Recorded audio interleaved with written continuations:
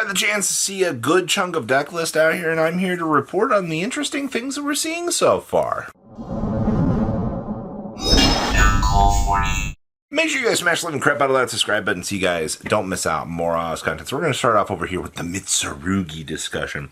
And, you know, we already made the video last week talking about Mitsurugi stuff and how we saw Ryzel kind of falling into this equation with the Mitsurugi stuff and how, you know, maybe there is something to this, because I've seen a lot of Trift discussions with this. I actually saw in the Ryzel group itself that people have been talking very massively about the Ryzel Mitsurugi stuff. And a few people leaped into action over, you know, sneak peek weekend. So this is technically always going to be weekend 0, because certain tournaments, you know, will allow people to experiment around the new cards just to get excited and just get the community, you know, up and going with it.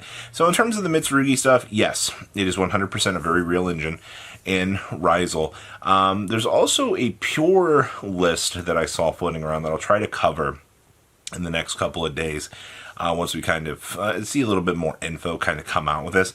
But the fact that, you know, the Mitsurugi stuff is able to give you some board breakering pressure, also the fact that the ritual spell actually allows you to use resources from the deck or be able to ritual summon from the deck, both of those tools are incredibly important for upping the consistency of rituals. And it, you know, being able to plug up that hole that the deck has, or, you know, ritual summoning's kind of had, to put another viable engine into the game is actually super exciting. So I look forward to seeing, you know, if this is just a week 0 trend out here, or if this Mitsurugi package is actually going to be a very devastating force out here for the future of the meta. You know, with no ban list in sight, you know, heading on into Alliance Insight out here, I think that the ritual stuff actually might be pretty decent.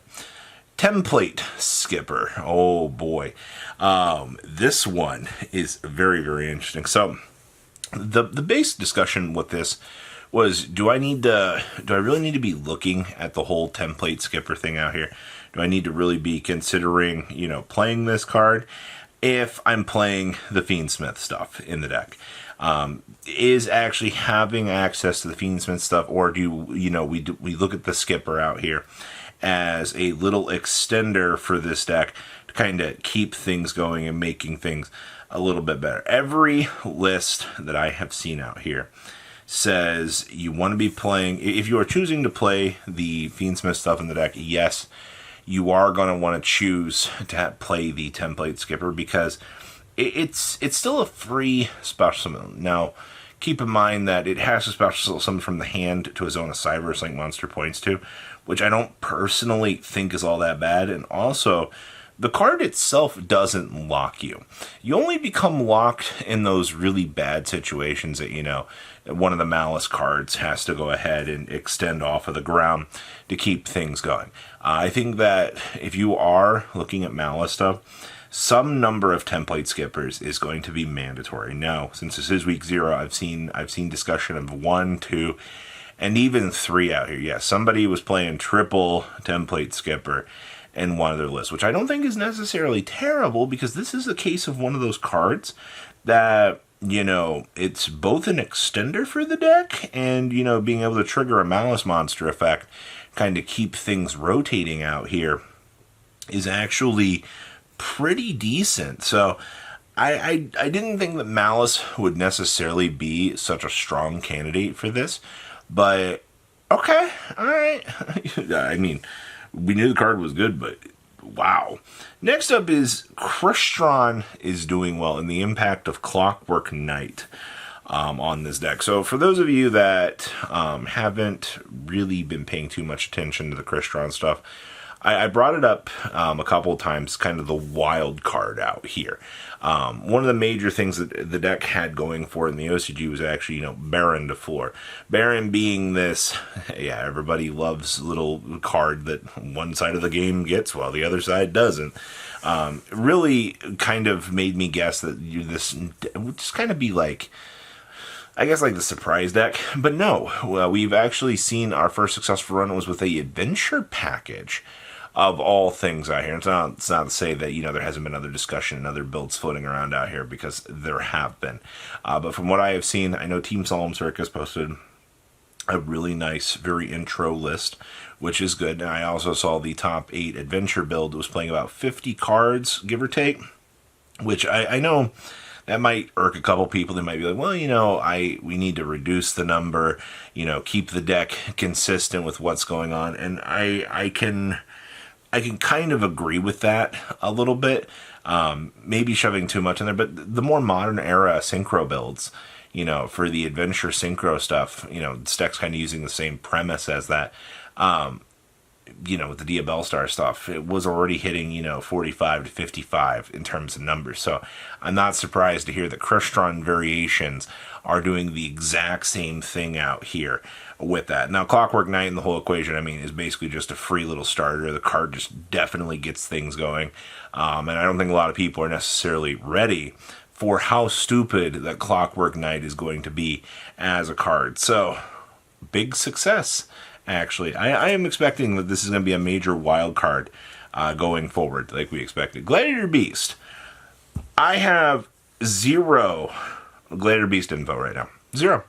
But I've also been reading from a lot of people that don't know how the Battle Phase 2 works.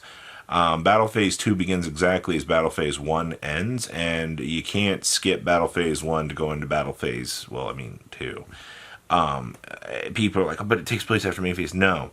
There's misinformation going around as to how main or Battle Phase 2 works. It's immediately after the end step of Battle Phase 1, and it goes ahead and it starts. So, if I'm seeing a lot of people questioning that, that's really worrisome. Thinking about the success of Glads out here, because I didn't realize how many people just didn't understand how that worked. So that's an interesting one to kind of be thinking about here. Now, in terms of what do you mean, Rob? You have 0 input? No, I have nothing.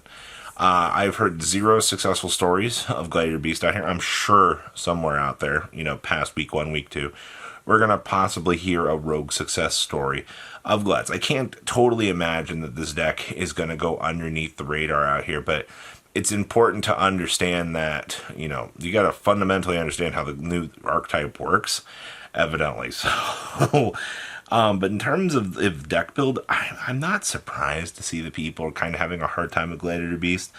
A battle phase oriented deck is usually kind of hard to work with in the modern era, because, you know, you got to establish a battle phase deck in order to do your thing. So yeah, the concept of Battle Phase 2 just is eluding the community for whatever reason. So RIP to any Gladiator Beast success I think we're going to see beyond week 0 out here. But I am a little bit hopeful that the community kind of figures out what they need to do to the deck and, you know, figure things out. So the other major thing has been the impact of Mulcharmy Meowls on the week 0 meta.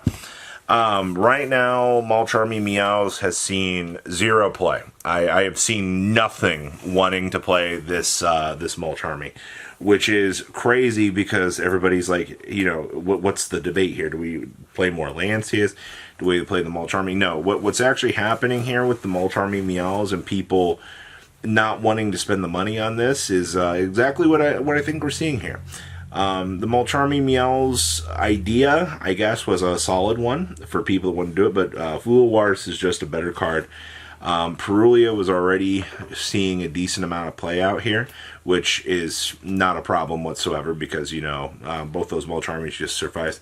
And if you're really worried about the whole debate with Malice just being a better deck, we've got, you know, things like the Chaos Extender out here that's giving you the free floodgate to stop your opponent from removing cards.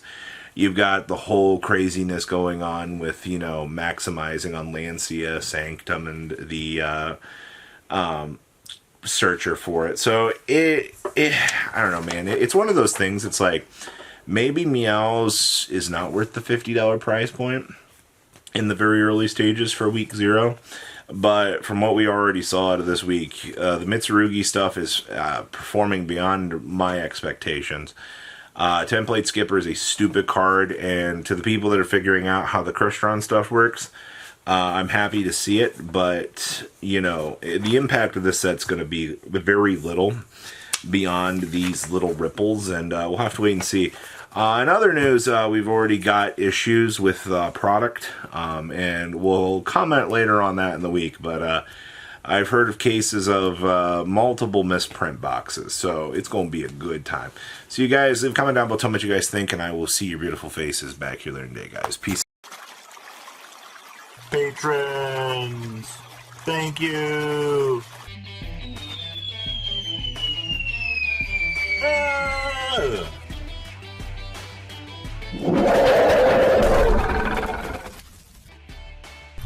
Thank you so much for watching. Check out these other videos.